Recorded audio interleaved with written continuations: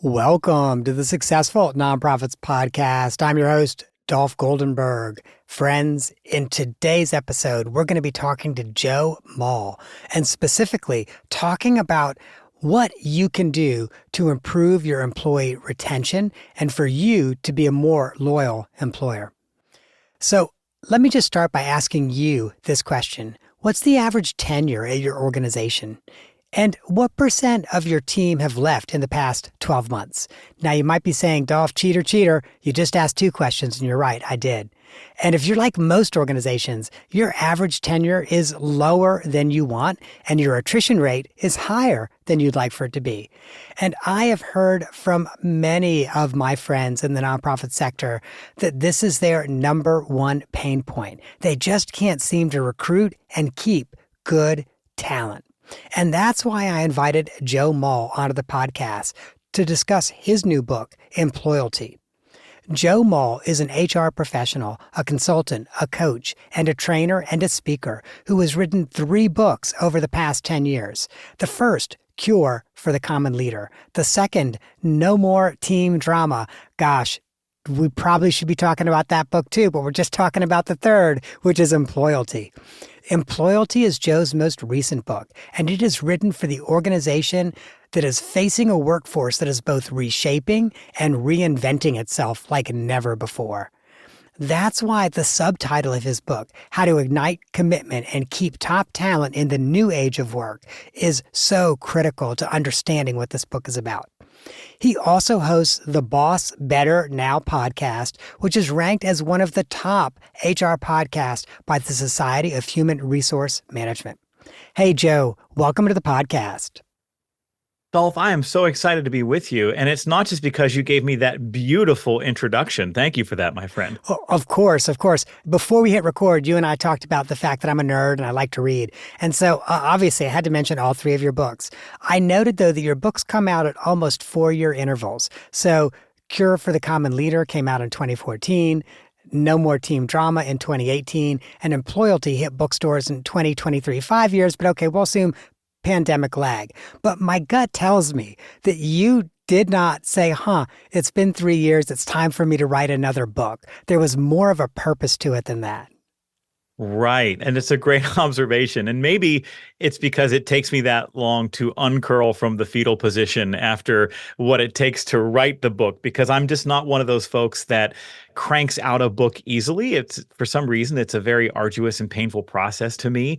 But you're right. When Employalty became an idea that eventually became a framework that then became a book, it was really in reaction to the frustration that I was feeling with a lot of the dialogue that was taking place among employers and leaders and in the labor market as 2021 turned to 2022 and we started moving toward 2023, and about the great resignation and, everybody's quitting and no one wants to work anymore. And we have all of this data and insight that tells us what's actually happening in the labor market that pushes back against a lot of those myths and those misperceptions. And it felt like, boy, we really need to equip business owners and executives and frontline leaders even with some insight into what's actually happening out there so that they can create the kind of workplaces that allow people to thrive. And Joe, I have to share with you when I first saw the title, and like you, I fly a lot for work. So I think I probably first saw it in an airport bookstore somewhere. When I first saw the title, I remember thinking to myself, employee loyalty. Yeah, that's got to be a good book. And then as I started to crack open the book, I was like, oh, it's not employee loyalty. That's right. That's right. So they tell you that when you write a book, you title it and you tell the reader that you're going to solve the problem that they think they have. And then you get them into the book and you try to solve the problem that they really have, that sort of exists underneath the problem that they think they have. And so that's part of the reason why the book is titled in this way, because you look at the word employalty and you think it's employee loyalty. And yeah, that's the goal. Right? We would love a workforce of people who are committed and engaged and who join and stay. But employalty is a mashup of the words employer loyalty and humanity. So our definition of the word is that employalty is the commitment that employers make to a more humane employee experience, because that's what triggers commitment at work. And so this book is really about how, and we have all kinds of evidence that proves this thesis true, so much of our labor force's decisions about whether to join an organization, whether to stay long term, and whether or not they give it all they've got in that work that they do, this is all driven by quality of life right now. Anybody listening to this can think about somebody that they know who has changed jobs in the last few years. And if you ask them, why did you switch? You get a whole host of answers. Some people say better pay, or a better commute, or a more flexible schedule, or a less toxic work environment, or more career opportunity, or I wanted to do something more fulfilling. But all of these answers roll up to this bigger idea of quality of life. So what's happening right now in the labor market, and has been these last couple of years, isn't just that people are switching, it's that they're upgrading. They're looking for upgrades to their quality of life. And so when employers make a commitment to creating the kind of employee experience that minimizes suffering, that minimizes the ways in which our jobs over the years recently have really started to encroach on every corner of our lives, they actually create a competitive advantage for themselves around hiring and retention and ultimately engagement.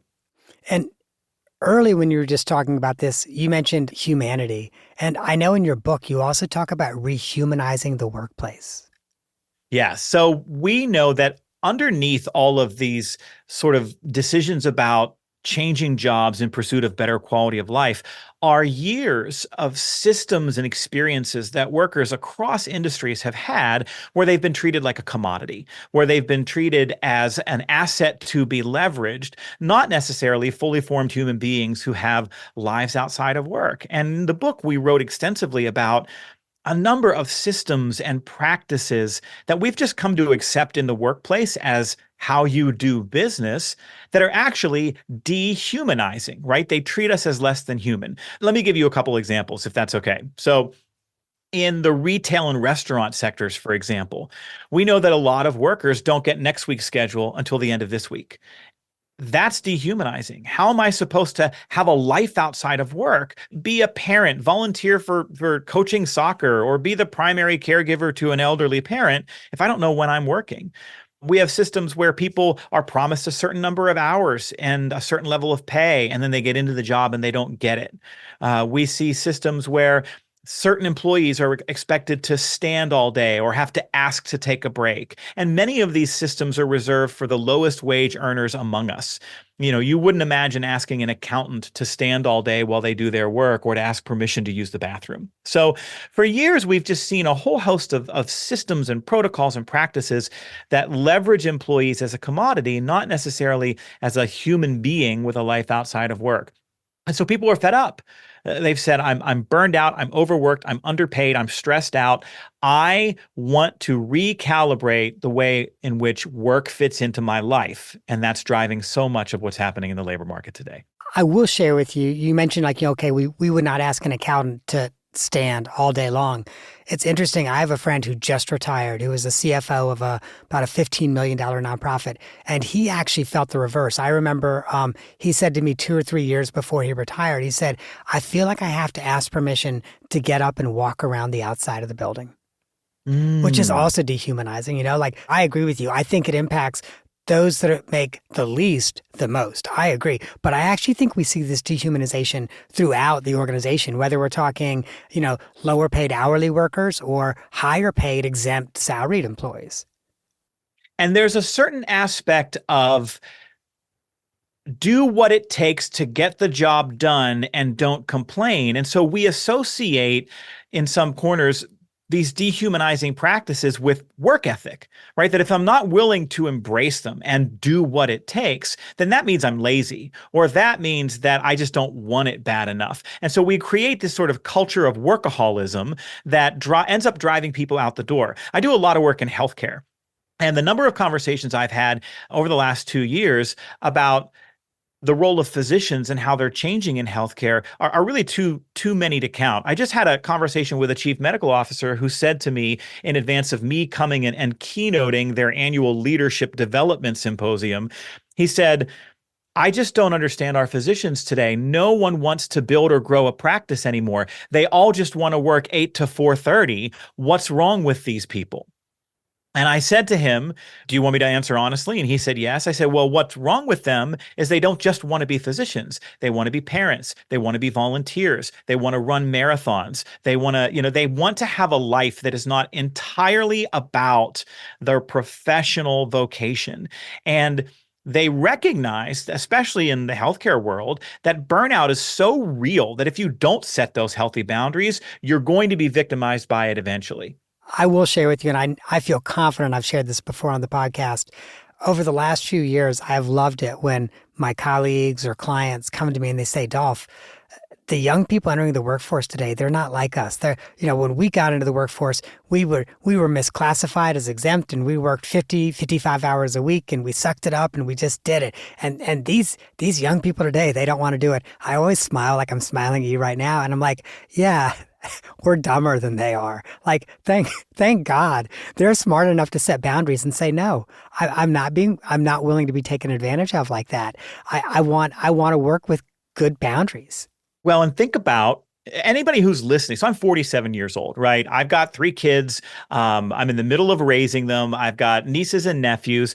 Anybody listening to this podcast right now, think about the grown children in your life that you have talked to or mentored about work. And think about the things that we've been telling young people as they enter the workforce. Not everybody, the people we love. The advice we've been giving them is, hey, you better pay attention because bad bosses are a dime a dozen. So make sure you get a good one. Hey, when you walk through the door, you better ask for that higher salary because, if you don't get it going in, you're not going to get it at all. And hey, they're going to overwork you to death. Your employer doesn't care about you. They only care about the bottom line. So you got to set those boundaries. Well, guess what? They listened. They've been taking that advice and they've been going and they've watched their aunts and uncles and their parents move through a generation of overwork that resulted in a lot of suffering. That's exactly what people are rejecting right now. So you're 100% spot on. The other side of that, though, Dolph, is that this belief that these young people today, they don't want to work or they have that the problem is work ethic. We really want that to be the story. When we have a hard time finding people to do our jobs, we want to blame people when the reality is most of the time, the problem is the jobs. And it's all of these other factors that we're talking about pay and overwork and burnout and how that job fits into our life. We really don't have a massive group of people, especially young people, who are sitting on the sidelines and who have stopped working. We have all the data in the world to tell us that there's no invisible mass of people sitting on the sidelines. We've just added so much work to our economy at such a breakneck pace that if you need to fill a position, you're going to have to hire somebody away from somebody else. Yeah. So the only place I would push back, Joe, is I heard you say it's not them, it's the jobs. And the way I kind of view the world these days, jobs are just a concept. It's those of us who are leaders who created the jobs. And then those of us who are leaders who say, okay, this is what the job really is. It's us. It's us individually. And it's what we think is reasonable to expect one person to be able to contribute or do in a day, a week, a month, a year. And I think you're right. I think that there are some antiquated beliefs about what that should look like. And it comes out of an era where organizations of every shape and size have focused on efficiency and right sizing and just operating at minimum staffing thresholds and what is the minimum that we can pay to get people to come and be a part of our organization and do the work that we're asking them to do. And all of that is being rejected right now. Right. And so in that rejection, you talk about the fact that employees have an internal scorecard that they're probably not showing to their employer. At least they're not showing it until they walk out the door, and that's how they show it. Yeah. So think about the best and the worst jobs that you've ever had. Chances are pretty good you sort your answers into one of those 2 buckets based on how you feel about 3 questions. How did that job fit into your life? Did you find the work meaningful? And what was your boss like? So when we wrote this book, we analyzed more than 200 studies and articles on why people quit a job or take a new job or decide to stay long-term with an organization. And what we found is that it becomes much easier to find and keep devoted employees if you are winning in 3 areas of the employee experience. We call them ideal job, meaningful work, and great boss. And so I can tell leaders and nonprofit executives in one sentence what it takes to become what we call a destination workplace. We know that commitment and retention appear when employees are in their ideal job doing meaningful work for a great boss. Now, if you want, there are dimensions to each of these, and we can get into that a little bit if you want some more detail on what it means to create an ideal job doing meaningful work for a great boss. But to your point, every person in every job in every company on earth is walking into work or remoting in with this kind of internal psychological scorecard. And if you can check the box next to most or all of these experiences that create ideal job, meaningful work, great boss, you create a competitive advantage for yourself around hiring and retention while also creating the conditions for commitment. This harkens back for me several years ago, and it's now one of my most gifted books, The Good Job Strategy. Yeah. What you just described really for me harkens back to that book as well, The Good Job Strategy. But I would love for us to dive in some more. We might not have time to dive in on all three, but Yeah. two of them I think that our friends who are listening might have the most ability to influence. One would be how it fits into somebody's life, but the other is great boss, because most of our listeners are somebody's boss. Right, right. So that ideal job factor, let me give you just the quick blueprint for all three. That way people have that, and then we can go a little bit deeper on those other two. So ideal job is about how the job fits into my life, and it's about what I get in exchange for what I do. It really comes down to things like compensation, workload, and flexibility. If my wages and benefits are right, if I have a manageable workload, and I have some flexibility around when, where, and how I work, that job fits into my life like a puzzle piece snapping into place. Meaningful work is about what I spend my time doing and who I'm doing it with.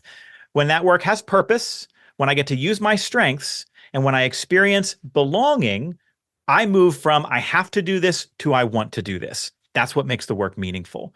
And then that great boss factor is about trust, coaching, and advocacy.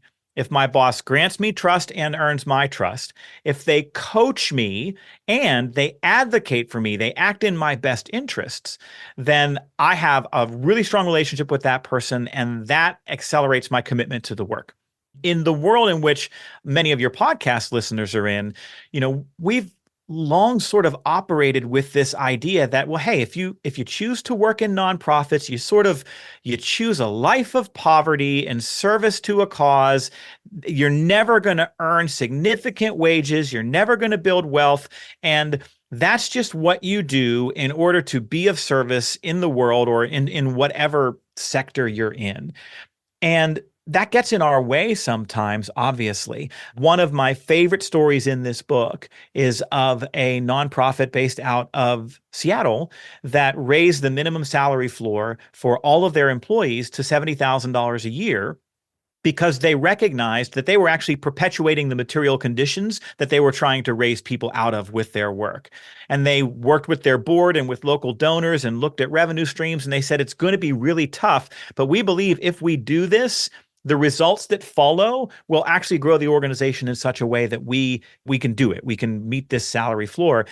And that was now almost 3 years ago, and they have successfully done it. Wow. So that ideal job factor, at least, is one big piece of this. And we have to push back sometimes against the belief systems and the narrative that come with working in nonprofits around things like pay and benefits, et cetera. I could not agree with you more. I also have to ask, okay, so that organization in Seattle has raised the wage floor to $70,000. What are some of the positive impacts they've seen? Well, one of the things that they talked about extensively when we interviewed for the CEO in the book is it professionalized their roles, which isn't to suggest that the people who were in them previously weren't acting professionally, but they were able to go to their workforce and they were able to say, listen, if we're going to do this, we have to operate at a certain level of performance at all the time, but we're also going to be able to recruit in a different level of talent. So if we're raising this number, everybody kind of has to raise their game a little bit too, to reflect who we say we are in and around the work that we do. That certainly was a part of this. But the other things that come out of this is that when you reduce economic suffering for people in your workforce, you free up creativity, mental capacity to actually go all in on the work. Let me put that another way. If I'm worried about whether I'm going to get evicted or I can afford food or my child needs medicine, I am not able to be all in at work really at any time. But when you remove some of that suffering or that difficulty, you actually get a higher performing employee who is able to better impact the organization. Well said. Preach it, preach it, preach it. Now, part of what you've talked about, I think, all of these things help create a destination organization.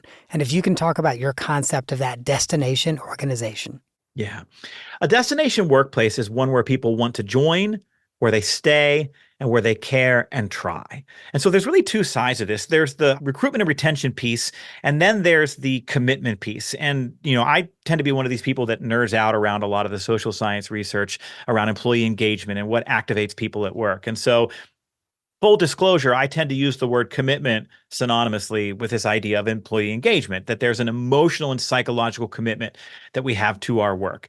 A destination workplace is one where when there are openings, you don't struggle to get applications.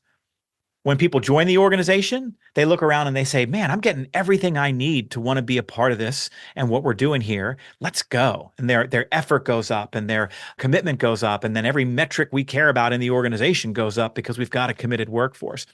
You see people who say, I don't plan on going anywhere anytime soon. You see employees becoming your best recruiters, where they go out into the community when you have an opening and they say, hey, if you're unhappy, you should come work for us. It's a pretty great place to work. So all of these things kind of come together to create a workplace that people want to be a part of long term. So I just had this light bulb moment. So thank you. Thank you so much, Joe, because so often I talk to people and they'll say, I'm just going to fill in the blank. We just can't seem to hire a good development director. We just can't seem to hire, or we just don't get any good applications for our director of finance position or our LCSW, licensed clinical social worker positions. And so that's where I had that light bulb moment, because oftentimes I'm like, well, oftentimes I just focus on the pay piece and I ask, well, what are you paying? And they'll tell me, and I'll try not to laugh too hard, but I'd be like, well, you aren't going to get a first-year social work graduate, much less an LCSW for that. Or, you aren't going to get someone with 3 years of fundraising experience, much less someone with a decade, which is what you say you want. But so oftentimes I think I focus on the money, but it sounds like I should be telling people to focus on the money and other things as well. If you think about that scorecard, what can be tricky is to appreciate that all 9 of these dimensions under these 3 factors of ideal job, meaningful work, great boss, they all matter. But the level at which they matter to people really differs from person to person. So when I was 23 and I had graduated college and was going off into my first job, I had a car that was held together with duct tape and prayer. And so what I needed at that stage in my life was to grow my earnings, my finances, and to be able to afford a better car. Now at 47, I make a nice living. Money isn't quite as important to me as maybe some flexibility, right? Maybe my wife needs, her work schedule means that I need to get my kids off the bus at 4:25, 2 days a week. And so I need a boss and an environment that provides me that kind of flexibility. So these different factors sort of ebb and flow at different stages of our life, and they differ from person to person. What I advise folks to think about if we're struggling to fill positions is really starting with a simple question. What would make this place the very best place to be a blank? Maybe it is a licensed clinical social worker. What would make this place the very best place to be a development director? Yes, the money matters, but it's not the only thing. And I also liken it to baking a pie. The flour matters. If you don't have the right amount of flour in there, the pie's going to be awful. But if you only put flour in there and you don't pay attention to the other ingredients, you're still going to have an awful pie. There's some balance and there are a number of pieces to make it work. So I smiled because my husband's a baker, and every now and then he'll send me to the store when he realizes, we don't have something. And one time I came back with, I forgot whether it was salted butter or unsalted butter, whichever it was wrong. And so I really like that. It's kind of like baking concept because, you might have enough flour, but if you've got the wrong kind of butter, it's not going to be the right pie. Absolutely. And then here's the hard part of it too, Dolph, is, for a couple of years there, I might want apple pie, and now in a few years I want pumpkin pie. And so as my needs change, I may have to revisit the various ingredients of my work situation to make sure that they're still working for me. And so we write in the book a lot about stay interviews and about all of the work that leaders, especially frontline leaders, need to do to keep their finger on the pulse of what's important to the people who report to them, and making sure that this job really is a great job for them. I'm known in the keynotes I've been giving around Employalty for challenging the audience that the era of trying to hire the best person for the job is over, that what we need to do now is create the best job for the person. And that the mindset shift that's required is that there is no staffing shortage. There's a great job shortage. If we recognize that, yes, I can go get another job tomorrow because of the nature of the labor market right now, but how many of those opportunities check all of the boxes that we've spent time here today talking about? The rare ones that do are in organizations who are not struggling to find and keep great people. Joe, that is a great place for us to lay this conversation down and pick up one of my favorite parts of the podcast, which is two truths and a lie. Love it. So I know I've already forewarned you Yes. that I'm going to ask you to play two truths and a lie with me.